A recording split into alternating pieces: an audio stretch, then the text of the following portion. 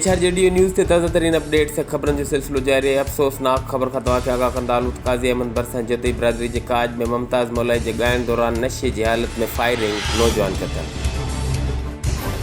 खबर अवां शेयर कयूं पिया काजी अहमद खां जिते जदई बिरादरी के काज में मुमताज़ मौलाई की महफ़िल दौरान शराब के नशे में थियल फायरिंग नौजवान की ज़िंदगी खसे वरती। अवामी शिकायतन ते सिंध गवर्नमेंट शादी ऐं ॿियनि प्रोग्राम में हवाई फायरिंग ते मुकम्मल पाबंदी लगाई चुकी है, मगर सिंध पुलिस अञा ताईं उन ते अमल दरामद न कराए सघी आहे, जेको पिण अफ़सोस जोॻो अमल आहे। वाज़े रहे त सिंध असेंबली में पिण सरेआम शराब नोशी अहिड़े क़िस्म जे महफ़िलनि ख़िलाफ़ बिल पास थी चुको है, मगर इंतज़ामिया अमल कराइण में मुकम्मल नाकाम वही है।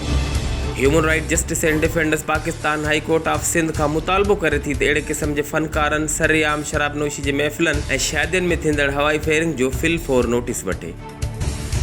HRJDO न्यूज़ ते इन वक़्त ताईं बस एतिरो ई। वधीक ख़बरनि ऐं अपडेट्स लाइ ॾिसंदा रहो HRJDO न्यूज़।